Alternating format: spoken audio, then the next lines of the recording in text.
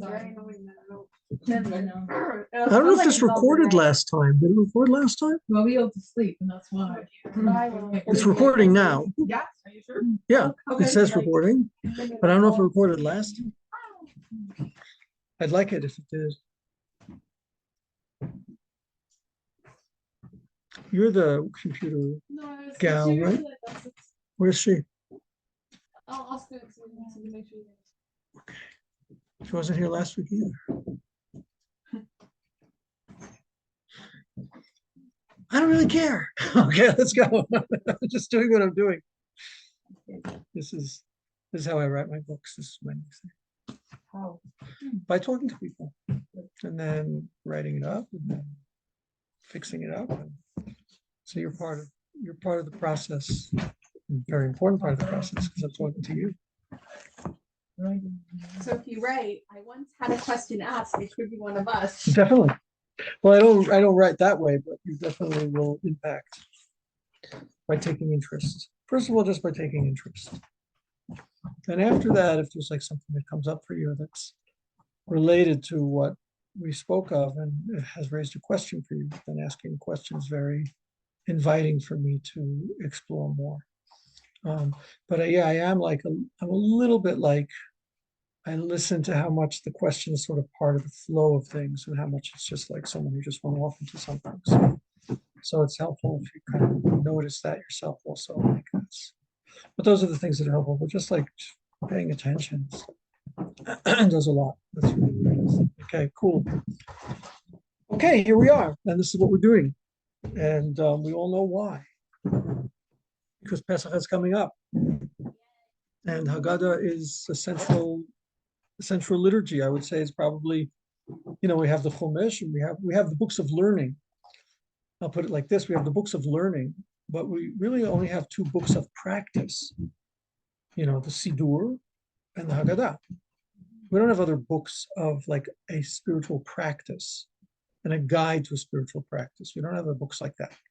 So, like we have books that tell us how to do the mitzvah, but aren't the actual content of the mitzvah. This is a book which is the content of the mitzvah. This is like we are doing the telling of the story that the Torah tells us to do on the night of the Seder. So here it is. That's why we are exploring this particular text. Very, very important. Now, like always, I need your help just to remind me of what we've gotten up to. So some of you like take notes and. No, I know we did. God, that's a long, long time ago. Yeah, tell me, someone who was here last time. What was the last thing? What was the kind of the last things you noted last time? Yeah,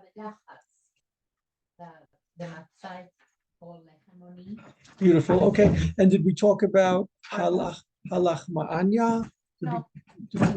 Did like inviting hungry people in? Oh yeah. I think we did, right? We did. Well, let me ask it like this. Did we talk about the nature of matzah as being unleavened and timeless? Yeah. And we talked a bit about people hungry, and we talked about it being specifically in Egypt, but not eaten by slaves in Egypt, by eaten right before they left. Did we talk about that? Oh, so this is a Gavaldic thing. Okay, great. Okay, so I think I know where we are. Okay, so I think, yeah, I get it. I remember what I did last time. I just kind of like mentioned this piece. And now let's delve deep. Okay, so yeah, so the last place we were, remember, we're like exploring these 15 steps towards Cherut, right? If you remember, like the overarching intent of what's happening. So now is the moment after we broke the matzah. In a sense, recognize that however much of the story we're going to tell, it's not the whole story.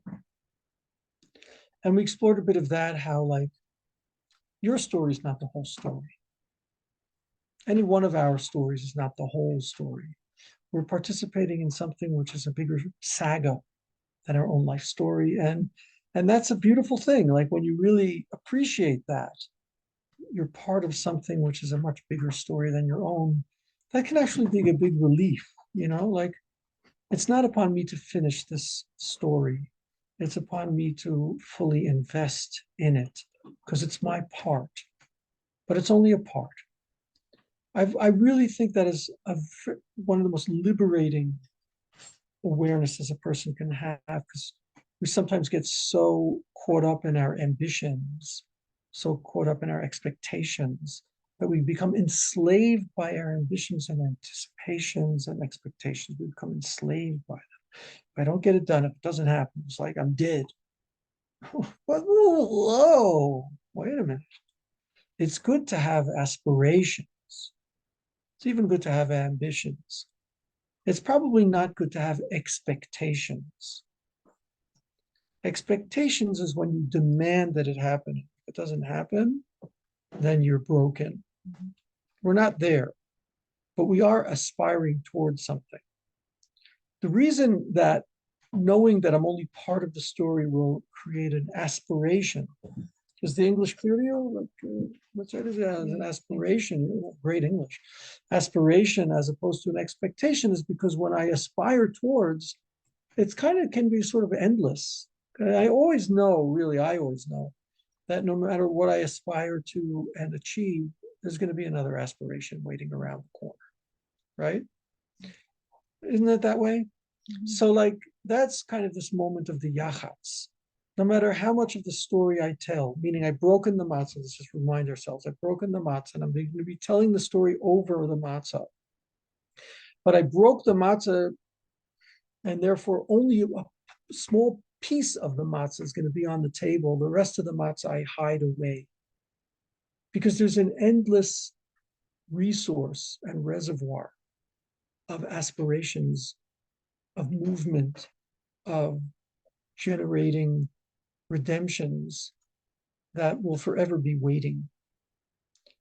And here's the deep thing about life, really, that we're going to explore more later in this part of the Haggadah, that the leaving of Egypt doesn't just happen once. The leaving of Egypt happens once historically as an event, but it continues to occur every time a human being aspires towards something beyond what they are already in. And this night is going to have a unique aspect to it, namely that, and this will be the calling of the night, and we're going to talk more about this also. I don't want to go into this too much right now, but just to point out that you're to see yourself on this night as if you're leaving Egypt now. It's like you're not able to commit to fulfill this commandment. We're going to come back to this, but you're not able to fulfill this commandment by telling a historical story of something that once happened. We do that every day of the year, by the way. You're supposed to remember leaving Egypt. That remembering leaving Egypt every day is the historical remembering. Like God took us out of Egypt, God can redeem us again. And that's why if you're familiar with the Siddur, before you start praying, you mention having left Egypt. Because it's a kind of a way of saying, look, God, you've redeemed us before, redeem us again. That's like, okay, that's historical. At the Seder, what we're called upon to do is to see this as happening now. I mean, how am I supposed to see this as happening now? There's no Pharaoh around, and nobody's beating me on my back, and I don't have any straw and mud to make bricks out of, and there's no pyramids there going around. I mean, like, what do you mean? Like, what do you expect of me? What is this, like, supposed to be some kind of a some kind of a Dimayom Drach, like guided imagery or something? Like, what are you expecting of me? Like, I'm not an actor, and these aren't actors at the table. And no, you're right. Don't get me wrong. When I say to see yourself as if you're leaving Egypt right now, forget all that other stuff. Just get to the heart of what it means to leave the narrow straits and to move into a greater expansiveness, as we talked at the very beginning of our teachings, right, in the very first class. Can you reconnect to that flow of life? It's a flow of life. Can you reconnect to the way things never stay as they are? They're always moving forward. Can you be fearless enough to let yourself go into that and be open to discover a new expansiveness which has never been before? Are you ready for that? Are you ready for that? Okay, so if you're ready for that, then welcome to our Seder, right? If you're ready for that, because that's what's supposed to be going on here, right? And that is, in a sense, imaged to a certain extent. It's imaged by this image that you're never going to tell the whole story. If I know I'm not going to tell the whole story, that means that I'm not telling a story of an event in history. If I were telling the story of an event in history, eventually I could get all the details down. But if I'm not telling a story as an event in history, but I'm telling a story as an event occurring now in my inner life, expanding beyond where it currently is, whoa. And I can know that my inner life is an endless resource of expansion, quest, and growth, right? Then I know that always most of the story is not yet been told. Okay? So when I'm going to be telling the story physically over this piece of matzah, and remember last time we talked about that this is the bread over which we tell the story. Lechem oni, lechem she'onim alav, right, that you answer many questions with this, right? Okay, so if that is the way you tell this story, okay, then you will be aligned with this flow of life which is forever opening up, and that's where we want you to get aligned. Now we're going to do it by telling a story about leaving Egypt, but I don't want you to think that telling that historical story will ever be enough, okay? And I don't want you to think that all the things you say tonight are the end of the story, because next year we're going to be back. And it's going to be a different story next year. Okay? Okay, so that's the end of my thing that I wanted to share with you about Yachatz, right? And it directly connects to what we're about to do now, which is what we're about to do now in the Seder is we take the matzot and hold them up. And we do something we never do at any other meal of celebration. We hold this up and we say, this is the bread of Oni, right? And all the meanings, if you remember last time that I had up on the board, this is the bread of Oni that our ancestors ate when they were in Egypt. Anyone who's hungry, let them come and eat, right? We didn't get to this last time, right? This is an amazing moment. Anyone who's hungry, come and eat. Now look, on the moral sort of ethical level, it's a nice thing to do, you know, to invite hungry people in. Definitely is a nice thing to do to invite hungry people in. But, you know, we don't do that at the Shabbos table. At the Shabbat table, we don't say, anyone who's hungry, let them come in and eat. Some people do. Doesn't matter, but we don't have a nusach like that, right? And we don't do that at the Sukkot table. We don't do it at any other table when we sit down to eat. We do it, and nobody does it at the Shabbos table. People do look for guests, but you don't just open the door and say, anyone who wants to come in, let them come in. Actually, you cannot do that on Shabbos, by the way, because you might end up with too many people and end up making the mistake of cooking for more people, which you're not allowed to do. You're only allowed to. So you're really actually supposed to have a very clear guest list, so to speak, on Shabbat. Mm-hmm. Yeah, but we're not doing halacha right now, okay? I'm just saying in terms of the attitude. But here we're actually opening the door. You understand? We're holding up the bread and we're saying, anyone who's hungry, let them come and eat. Now, first of all, I just want to point out it's a pretty measly offering. I mean, measly means this is pretty crummy offerings, pretty small. I mean, you're holding up the bread. I mean, and by the way, anyone who's been to the Seder knows that if you're hungry, you shouldn't go to the Seder. You should eat something first, because we're going to be doing all this stuff before we actually get to the meal and get to eat this. So I'm not sure that, this is such a nice invitation, by the way. You know what I mean? Give the guy something to eat, there's like all these funny stories about people like sitting there waiting. When are you going to finally get to the meal? Okay. And this is something, by the way, practically speaking, you're supposed to come hungry, but not starving. Okay. Supposed to come hungry. And by the way, and this we're going to get into right now, you're supposed to come with an appetite for matzah.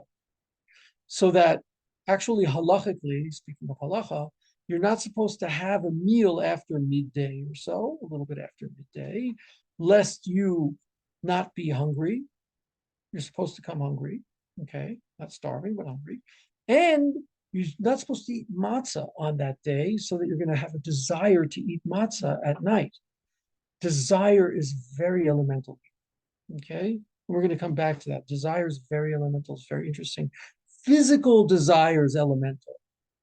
We actually want hungry people at the table. We're inviting you in if you're hungry. We want you hungry, okay? We ourselves are hungry. We ourselves, some people actually have the custom of not eating matzah from the beginning of the month, from the beginning of Nisan. Some people have for at least 30 days, from right after Purim, they don't eat matzah. Anyone who eats matzah, not everyone eats matzah, but like it's kind of like a cracker. No, in order that when you arrive at the matzah night, like wow, I can't wait to eat it. It's like something new. It's something exciting. Okay. So you need to have an appetite for this. And you want to have hungry people at the table. I don't think we're just inviting hungry people in because it's a nice thing to do to invite hungry people in. It's kind of like a way of saying also to everyone at the table, I hope you're hungry, because that's part of the deal here.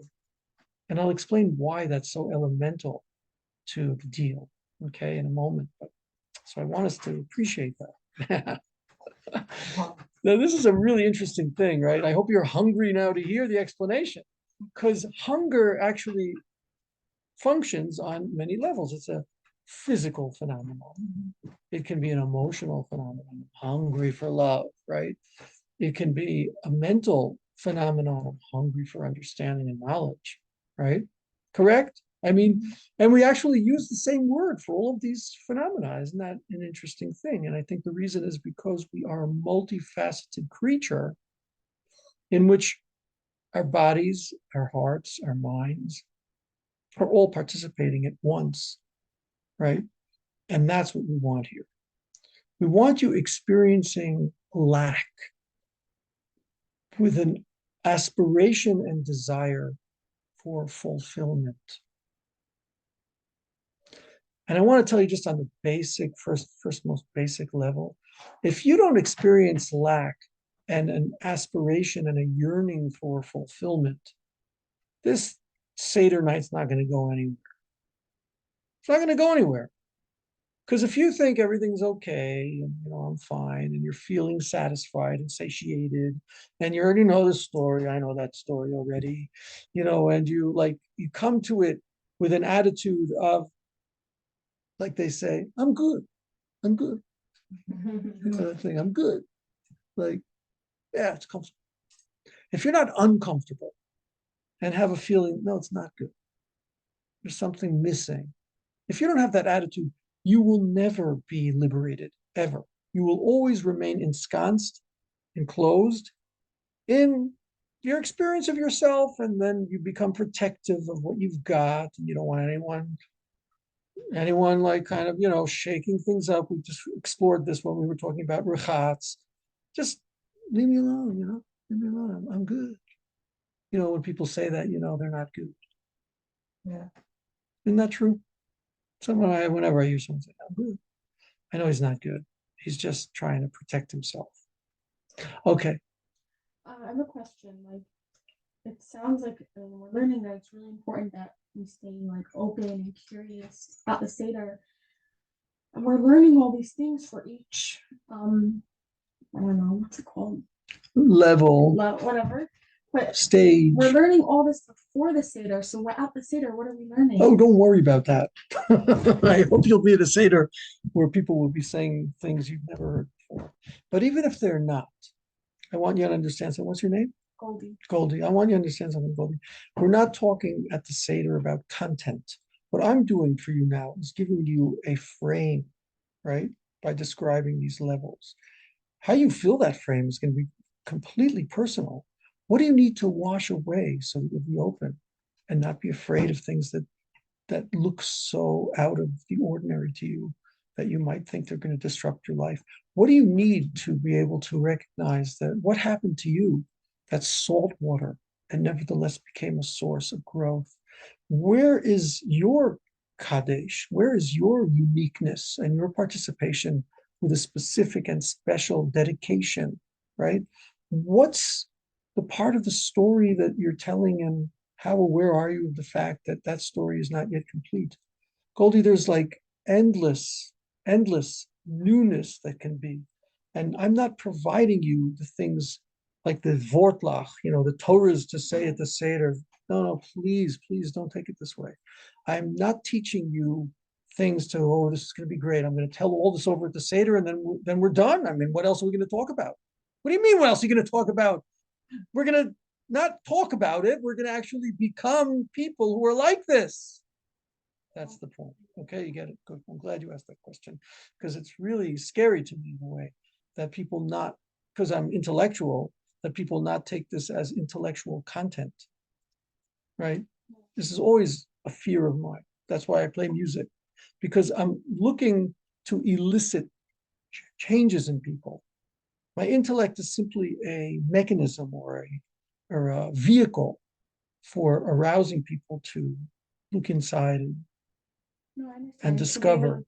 Yeah, okay, and to look inside and discover and to grow. Okay, so I'm giving you, it's true, I'm giving you content, right? But this is not the content of the stuff. It would be nice to say it there, it's fine, but that's not the point. I Okay, understand. great. So let's go back. So let's go back to the important. It's an important thing. I'm really glad you asked. So here we are. We're inviting hungry people. We want hungry people.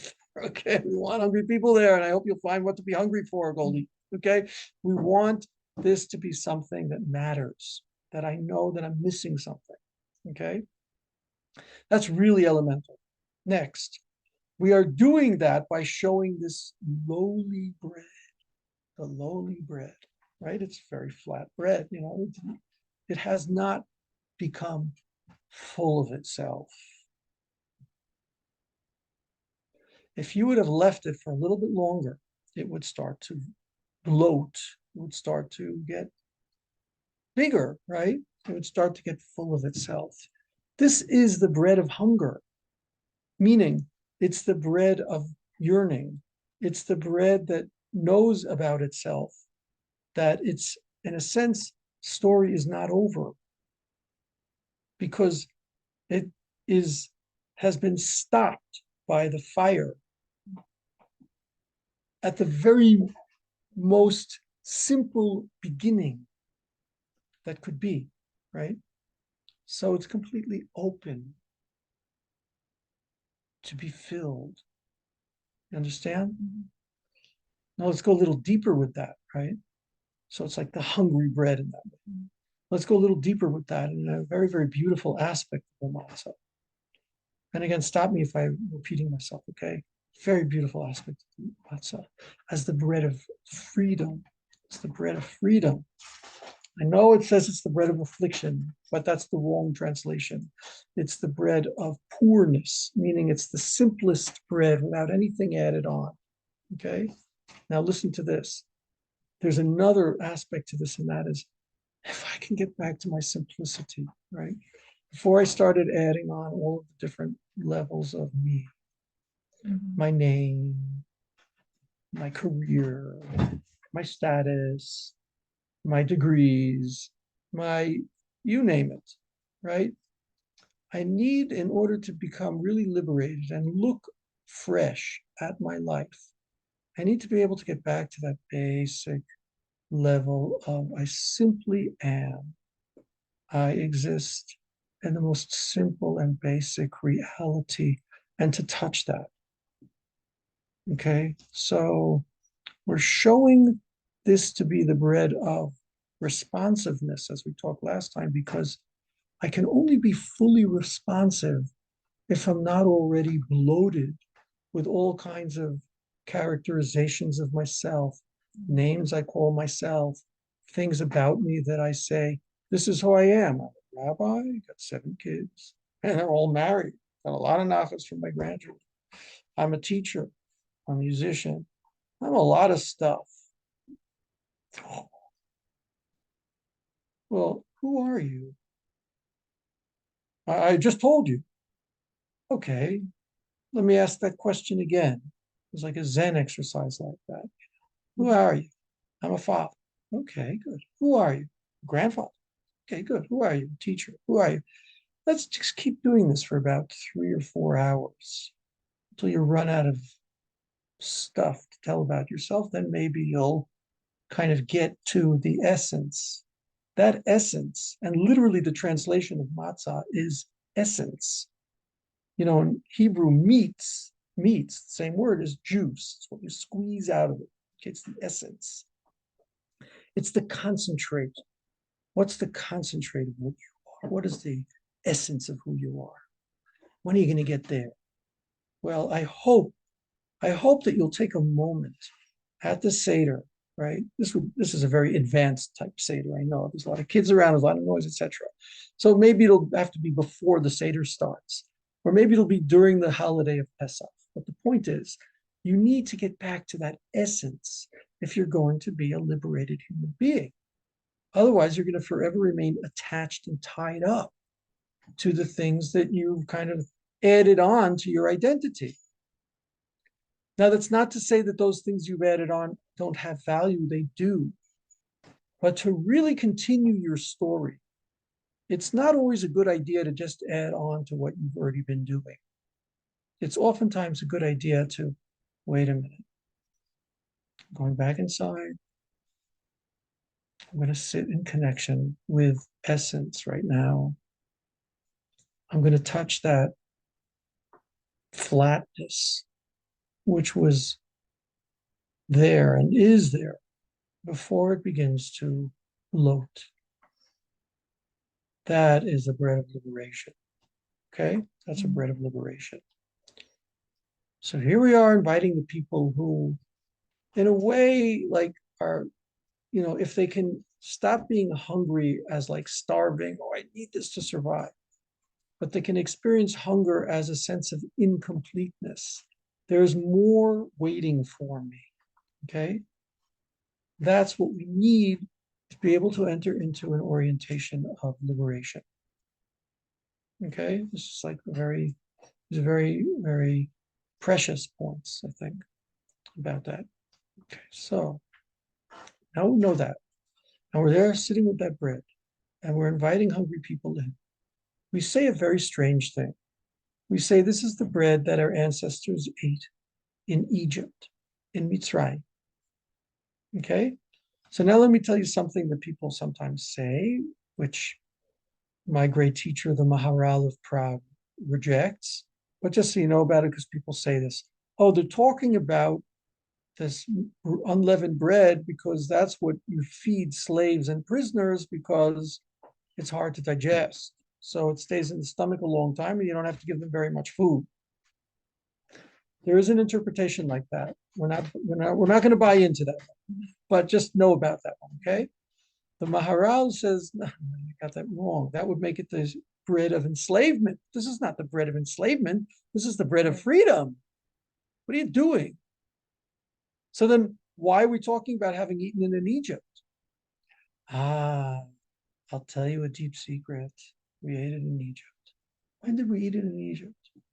Okay, so let me give you a little background from chapter 12 and 13 of Shemot, of Exodus, which I encourage you to read. Okay, you should read chapters 12, 13, and 14 of Exodus to really appreciate what I'm about to tell you. 12, 13, and 14. In chapter 12, the beginning, Moshe says to the people, it's happening, it's coming up. On the 14th, I want you to take a lamb and sacrifice the lamb. And I want you to take matzah and maror, which is bitter herbs. And on the night of the 15th, eat them all together. Matzah and maror and the paschal lamb, that lamb. Okay, we're not going to get into the maror and stuff yet, but we are being told that you're going to eat matzah on the night of the 15th. Okay? While you're still in Egypt, you will eat matzah. That's the matzah we're talking about here. They ate it right before they left Egypt. Okay? Now, here's a very cool and weird thing, which I think is an important aspect of this.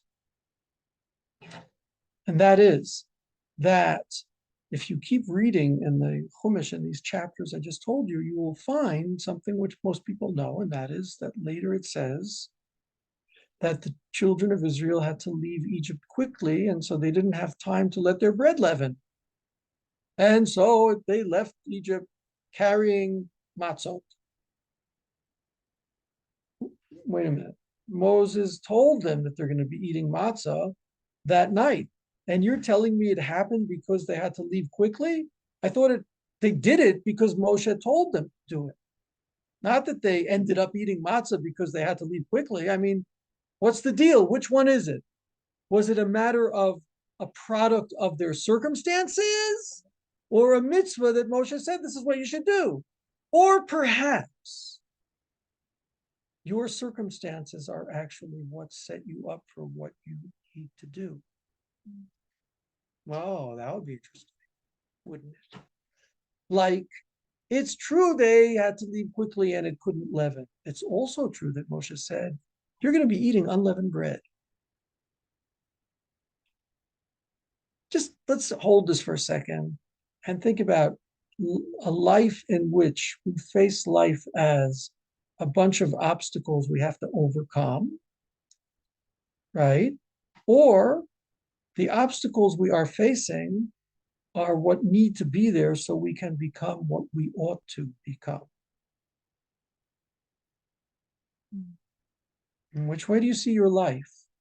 The troubles and tribulations were there because you've been invited to something. Or the troubles and tribulations, man, they're just messing up everything. I was on my way somewhere and instead this got in the way. Well, I shall overcome. How are you going to look at your life? I want to claim here that one is a perspective of the free Chevut person, and the other is a perspective on a certain level. It's a more delicate form of slavery, but it's a kind of enslavement. I'm a product of my circumstances. How many people have said that? Or I'm a victim of my circumstances. Ooh, that's a good one, right? Now I'm clean. Whatever I became, not my fault. I'm a victim of my circumstances. That's kind of nice, you know. It kind of lets you off the hook by being a slave. Well, some people like being slaves, actually, and a lot of the Jewish people stayed in Egypt because they wanted to stay slaves. It's kind of a good deal to be a slave, you know what I mean? Like they take care of your food, they give you a house. I mean, what else do you want anyway? A life? You want a life? Nah, come on, don't go there. Just stay put with everything they're providing you. You don't want responsibility, do you? I mean, you don't want to have the angst and the pain and the struggle of choosing, do you? I mean, just be a victim of your circumstances. It's very convenient, unless you want to choose life. Oh, yeah, if you're going to choose life, you're going to walk out of that attitude of being a victim of your circumstances. And then you're going to look at your circumstances as an opportunity for you to choose what is most true for you. And then when you get to a higher level, you will discover that those circumstances are what empowered you and enabled you to become most truly you. I never would have gotten here if it hadn't been so hard. Never would have gotten here if I hadn't experienced anti-Semitism in Pompano Beach, Florida. Never would have gotten here if it hadn't been that I had a mom who was like this or a dad who was like that. Never would have gotten here if it hadn't been that I had like to suffer so much under the hands of. I never would have gotten here. If you can learn that about your life, then you can become a free human being, right? If you can learn that this was the bread we ate in Egypt before we left, before we were forced to go and couldn't let it leaven, you're going to understand that those circumstances were simply creating the environment for you to do the mitzvah that Moshe already told you to do. It's a different attitude towards time and towards settings and circumstances. Okay, so I believe that it's important to say to these hungry people and these people filled with desire, that's a good thing. Your desire is kind of like obstacles you've faced. Those obstacles, I hope they create in you from now on a desire for something, as opposed to just a feeling of being a victim. Because here's the bread we ate before we left Egypt and before the Egyptians even started hurrying us out. Okay, it's a subtle connection, but it's a very real one. This is your bread of liberation. If you get in touch with the essence of who you are, can relate to the circumstances as invitations to grow and develop. You're not already bloated with all the things you've decided you are. You're hungry and filled with desire. You're the person who's like this matzah that I'm showing you right now. And welcome to the Seder table. There's no other day of the year when there's a thing to invite those kinds of people to the table. And I really do believe that we're not just inviting those people, we're inviting ourselves to be like those people.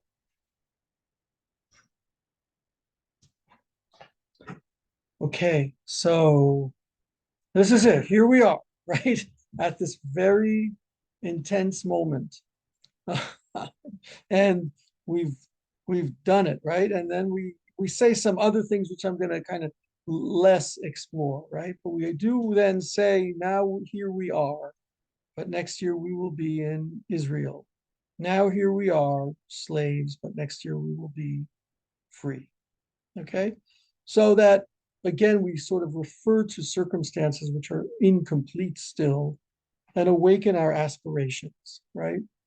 Okay, we, thank God, are in Israel. So, in a way, like maybe that's inappropriate, or maybe we're just saying to ourselves, well, we're not really here yet, fully and connected and alive, and that will only be when we're fully redeemed and be able to get in touch with the powers of this place.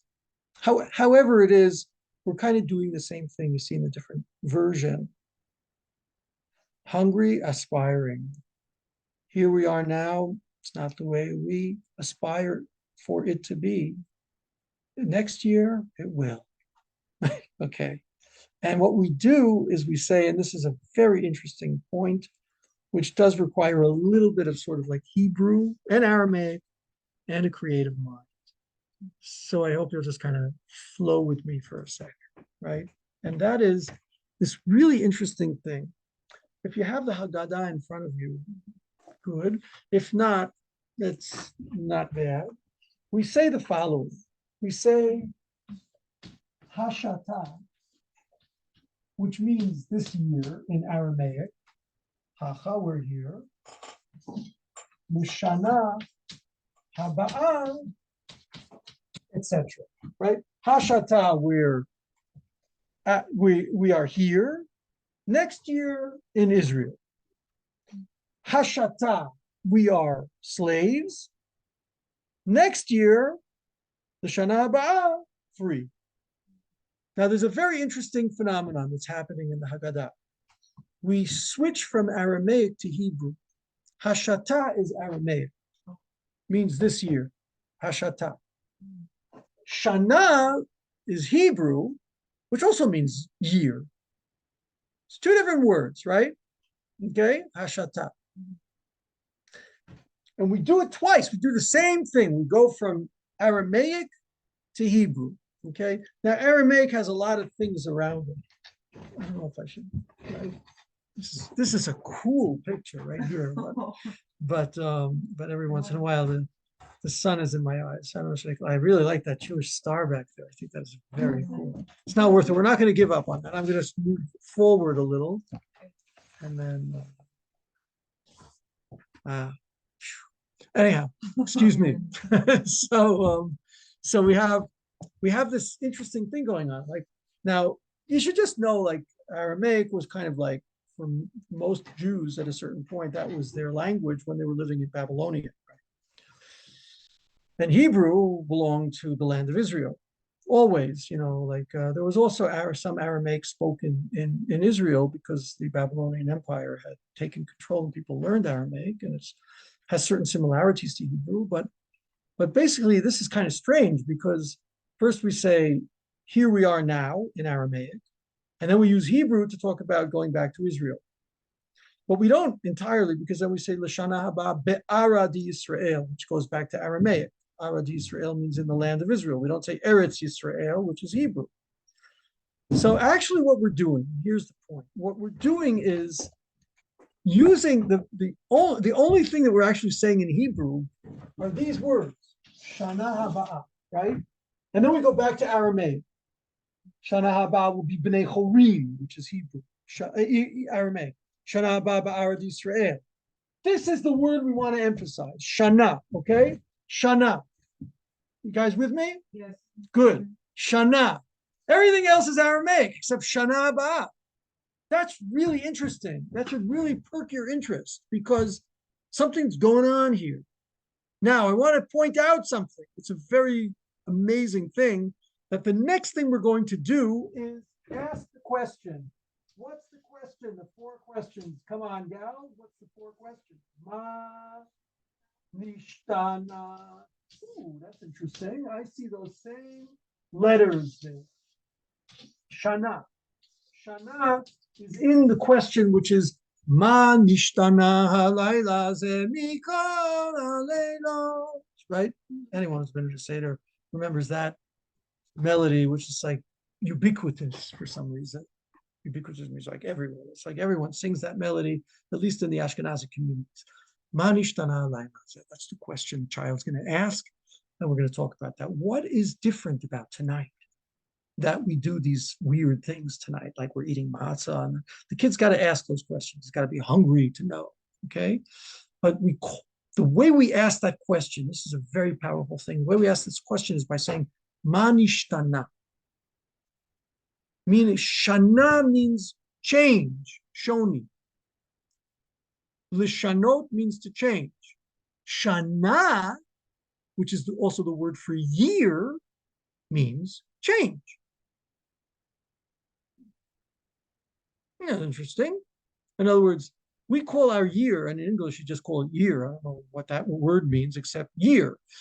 But the beautiful thing about Hebrew is every word you've got is connected to other words. This is like an amazing thing about the language. And I bless you all to really get into Hebrew because it's actually, it's really a deep resource for the wisdom.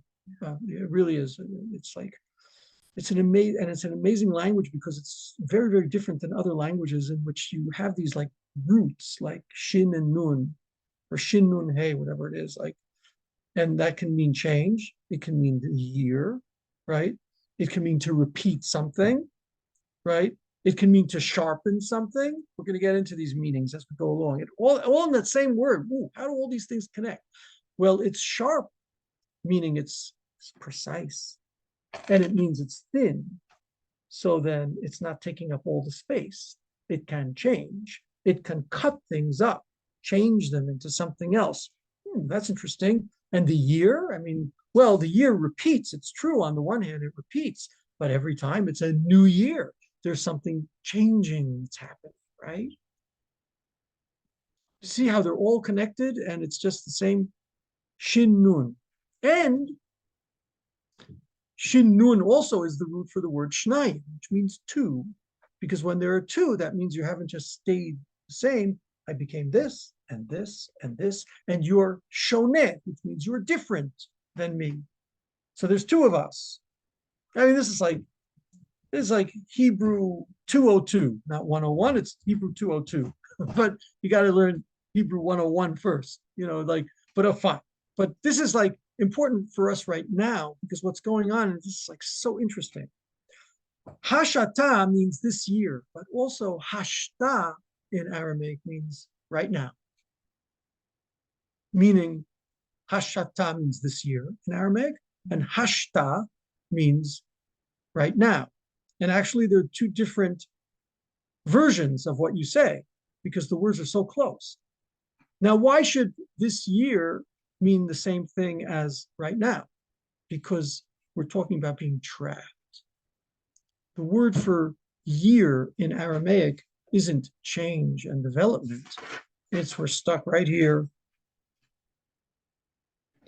The word for year in Hebrew is change.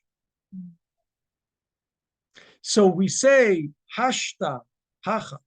This year we are here. Right now we are here in exile. Lishana haba'ah, we should have said it in Aramaic, right? No. If we say it in Aramaic, we won't get the point. The point is we're ready to change. And so if we say it in Aramaic, we would just continue in the same rut that time traps us. Time doesn't trap us into our circumstances. Time doesn't trap us into our estrangement. Time actually is a flow, which is an invitation to be in growth and development. You get it? So we needed to switch to Hebrew. Then we go back to Aramaic. Hashta avdin. Well, here we are now, stuck in time, slaves. Lishana haba'ah. I mean, does anyone understand Hebrew at the table? You know, in the usual interpretations of the Haggadah, they say, we're saying this in Aramaic so that everyone will understand. No, I don't think so. Because then why do we switch into Hebrew? We're saying in Aramaic because we're making a point about the way you can become released, which has to do with time and your attitude towards time and your attitude towards the circumstances which time presents you with. You're not trapped by time. You are invited by time into the flow of movement and growth. That's what you guys need to know. Are you hungry for it? Are you aspiring? Are you filled with desire? Say yes. Yes. Yeah. Then welcome to my Seder. Don't come if you're not. Because there's nothing to do there except to tell an old archaic story from some hoary time in history. I'm not interested in those people at the table. You get it? That's what the guy says now. And he does it holding the matzah, showing that this is the bread of that initial simplicity out of which everything else can grow. Can you get back in touch with that? Then you're ready to change and grow and develop. Okay, in a free way, not in a way that's like stuck with the circumstances you've already lived. In a free way, because you can get back to that simple beginning. Wait, what am I doing here? Wait, just 1 second. Who am I? Who am I without all that stuff if I strip it all away? And I want to tell you, this is so important because so much in life goes wrong. So much in life goes the way you didn't want it to go. So much in life, you know, people commit suicide when things don't go the way they want to go. My father tells me about the Depression in America, you know, when when a lot of people lost their money, and the people who lost their most money were at least the people who had the most money, right? And so their whole self-definition was built on how much money they have, right? And he would walk with his mother in the streets of New York, and she would every once in a while look up to make sure someone wasn't jumping out of the window. Like that was going on 1929, 1930, 1931, 1932, until the United States got their economy together. I don't know if you know about this time in America, but that's the way it was. And people were jumping out the window. And you look at that and you say, what the hell is the guy doing jumping out of the window? Well, he lost everything. Well, then maybe it's time to get back in touch with matzah, with the impoverishment in the sense of you're just simple beginning. Who am I? What? Just 1 second. Okay, I guess it's been good up until now with all that money. Now there's a different life I got to live. Oh, but I'm so ashamed in front of my family. I can't support them. And believe me, that's not an easy situation. Okay, I don't know what you need to do about that. Probably talk to them about that and figure something out together. But I'm in charge of the family. I'm the responsible one. Not anymore. Things have changed, right? You will not be able to handle that kind of a situation unless you're able to get back in touch with that simple reality of my being.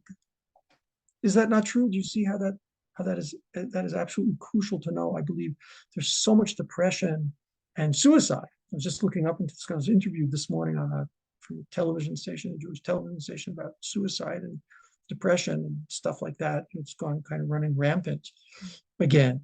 And yeah, those things happen when I've lost everything. I've lost everything. There's nothing left. So the guy kills himself. As long as you're alive, you have never lost everything. If you can get back in touch with matzah, if you can get back in touch with Shana, as like time keeps flowing, I'm still here, right? Something can change. Maybe that's what I'm being invited to.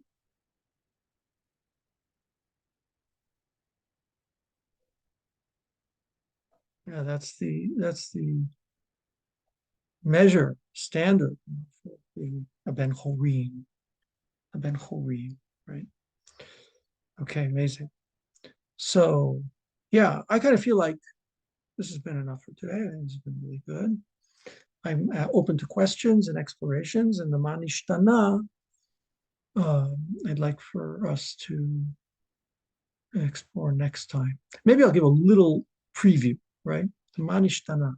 So Manishtana is the next step of the Seder, in which we ask that question: what's different about tonight? It's really one question. It's called the 4 questions, but it's really one question. What's different about tonight? You know, all the nights we don't dip in salt water, and tonight we're dipping twice. All the other nights we eat chametz or matzah, and tonight we only eat matzah. All the other nights we eat all kinds of vegetables. Tonight we're just eating bitter herbs. All the other nights we can sit or we can lean. We're going to get into exploring what that is about. And tonight we're all leaning. You know, you sit like this at the Seder. Everyone's like kind of leaning over. Yeah, it's very cool. We'll talk about it, right? You're supposed to actually have a bed that you kind of lean like this. Yeah, or at least a chair like this. But and it's not supposed to be like a straight on your back. You're supposed to actually be leaning. Esther's party, like couch beds. You got it. Well, that was the way people who of royalty would eat. So you're supposed to be eating like royalty. You're kind of leaning on your side, but we're going to get into deeper meanings and deeper aspects of that when we get there. But the point is, for now, there's actually 4 demonstrations here of the fact that tonight is different. Okay? What you want the questioner to notice is this is different. Okay? Now, go with me just for a second here, a little creatively. It's different and it makes a difference. What I do makes a difference. And that's what we're going to explore next time as another level of freedom. That it really matters what you do. It really matters what you choose. Tonight is different. There are things that are different than other things. You could choose this or choose that, but you should know it makes a difference what you do. Okay, it makes a difference what you do. I hope you're noticing that tonight is different in order to emphasize to you that difference is what freedom needs. It needs to make a difference for you to be able to be a free person. If it makes no difference at all, if you choose this or that, if you have tuna for lunch or salmon for lunch, it's not freedom to say, I can choose whichever one. I can have salmon or tuna. I'm a free man. That will be liberty, as we talked about, draw. You know, like I can live wherever I want. I can eat whatever I want.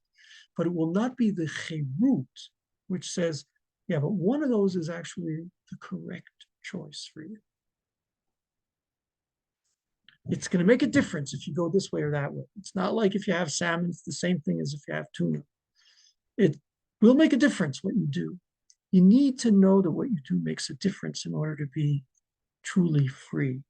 And I know that sounds perhaps a little bit ironic, a little bit paradoxical, but we're going to discover that it is elemental. It's crucial for you to know that it really makes a difference what you do in order to be a free person, because it has to matter what you do in order for it to be a real freedom and not just a liberty to do whatever the heck you want. That I'm able to choose my life. I have a life that I'm choosing. That I'm able to choose that which is aligned with things that are far beyond what I decide, right? That's when you get into having the freedom for something and not just a freedom from something.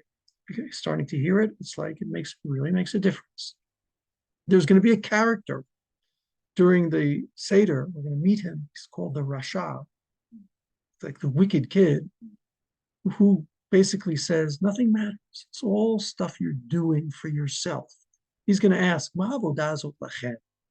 What is all this stuff you're doing for yourselves? You're not really doing something that matters in the universe. You're just involved in some stupid ritual that makes you feel good. It's a bunch of folklore. It doesn't really matter. What's wrong with you? And we actually say about him, you've got to make him feel that it makes a difference. The way you do that is by literally, and this is the play on the word, make his teeth less sharp. Teeth are also called shinayim, same root, because they make a difference. They divide between one part of the food and the other. That's what they do. They cut it into two. So make his teeth dull. Now, you don't actually punch him in the mouth or something. You make his teeth dull by saying to him, if you had been in Egypt, my son, you wouldn't have left. Why? Because people don't think it makes a difference how they live their lives and what they do with them, will be perfectly satisfied to stay slaves. If you can't discover that what you do in your work matters, it makes a difference, then you will say, gee, they're giving me food, they're giving me fish, they're giving me watermelons, and they're giving me work to do. I mean, what's the complaint? Does it make any difference if I do this or do that? Does it? I mean, does it make any difference if I follow my heart in the service that I do to God, or if I just do, what everyone else is doing or something? Like, does it make a difference? So he says, don't make a difference. What are you doing? You're just doing all this work for yourselves because you like it. Doesn't make any difference. Well, I like, the father says to him, okay, then you probably like just staying a slave because you got everything provided for you. Because you're not looking to make your life, are you? Right? You're not looking to make your life because nothing makes any difference. You get it? Yeah. So then just stay there in Egypt. You wouldn't have left Egypt if your attitude is that the work people do is simply about themselves and for themselves. Because that's what he says. What's all this work you're doing for yourselves? The work he's talking about is the mitzvot and the prayers and the songs and the sacrifices and the whole thing. You're just doing it for yourselves. It's not connected to anything beyond itself. This is a very cynical and holistic orientation, meaning that there's no meaning beyond just me, right? That's the attitude he takes. When your attitude is, there's no meaning beyond me. There's nothing I can serve. There's nothing important. It really makes no difference what I do. It doesn't make any difference in the real sense of difference to the universe, to the cosmos, to eternity. Then Dad says, well, your teeth are dull, meaning you don't really see how to make differences between things because you don't have any standard to connect it up to. You don't have a universe that's filled with values and God's desires and being able to plug into that. You don't have a universe like that, do you? You just have a universe where these creatures that are around looking for their own self-interest and to make themselves feel comfortable and good, right? Good. So you'd probably just stay in Egypt, wouldn't you? Because everything's good. Everything's good, man. I'm fine. No problems at all. What would you like me to do today? Just tell me what to do so that I can feel calm and good inside. Don't give me choices. Don't give me the troubles of having to determine what's right and wrong. I'd like to be a slave. What's all that stuff you people are doing? You're just doing it for yourselves. That's the guy who won't ask man nishtana. What's the difference tonight? And you hear it's the same word, man nishtana, shana, and shinai, teeth, which you say to him basically, your teeth are dull, man. You don't see that it really makes a difference how you live. It really does. Can you come into that? Can you step into that? Are you scared to step into that? Are you willing to step into that? That it really matters.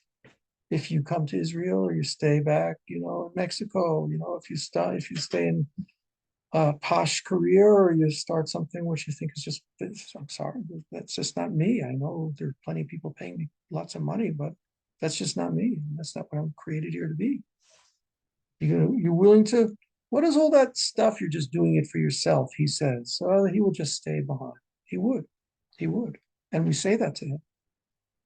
We don't say that to him in a nasty way. We say that to him in an informative way. Just understand where you're holding, okay? Right? Maybe that will wake him up. Okay, so we've arrived at Shana Haba, Manishtana, Hak'et Shinav, dulled his teeth. It makes a difference. Shonez and Mishaneh makes a difference. And these roots to being a truly free human being. Yeah, who knows that he's free for something that matters. Okay. Okay, so now I'm done. And if there are questions or anything you want to explore or think about, or take a moment to just kind of look at what you're taking from this class. I'm going to give you like 2 minutes. Just you might want to write something down for yourself. Wow, the main thing for me today was, just to finish that sentence, the main thing for me today was, or what touched me most was, or the thing I really want to work on is, think about those 3 sentence starters. See what you might be able to write for yourself. Do you have a question of understanding? Something you didn't understand what it is?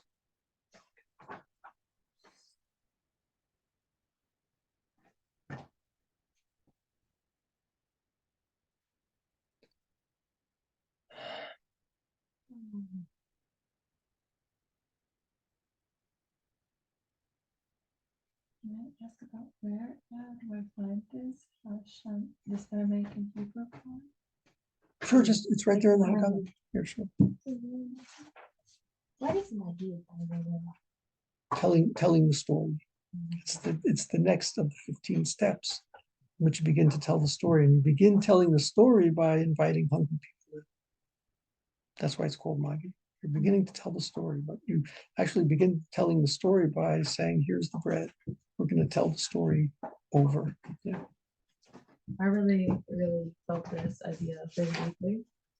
Last year I was Which idea? the idea of basically of saying like no, we're still enslaved by our own like bad habits, thought patterns, by the way we live our lives, the way we think of our lives.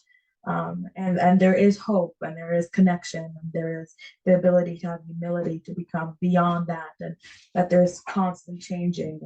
I love how all the holidays feel like it's a constant check-in of, are you where you want to be? Where do you want to be? And how do you get there? I found that really touching. Last year, I was very much in like, okay, how am I a slave? I was very much in that idea. But I feel like this really builds on to, like, I really love the idea of coming back to our essence. Yeah. In a very deep way. Yeah, beautiful. Well, I really appreciate you sharing that. And I also, among the things you said, coming back to our essence and open to change and what you were into previous years. Another word that really struck me in what you said is humility, to be able to say that. Mm-hmm. That was a beautiful point. Humility, because and here's the cool thing, lechem oni, ayin nun yud, is also the root of the word hanava, which means humility. Wow. And that's exactly, and it's beautiful to point to that, like this takes a lot of humility. Mm-hmm. The guy, before he jumps out the window, if he could get humble about life, about himself, he wouldn't do that. Mm-hmm. Get humble, man. Stop being so bloated and now worried that because you lost the bloat, you're done. He realized how small he was. Yeah. Start with, and that's small, but not smallness in the negative sense, smallness in the sense if you could get back to that essence, mm-hmm. you'll make it through, and you'll make it through, you will. Yeah. Something else anyone wants to say before we go?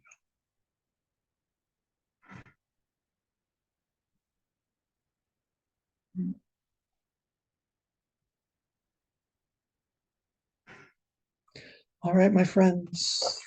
See you next week. Thank you very much. You're welcome. When I turn this off, it's like automatically uploaded on the web. Is that what? But I just end the meeting, Yeah. end the meeting. And recording. Yeah, that'll automatic. No, end meeting from all.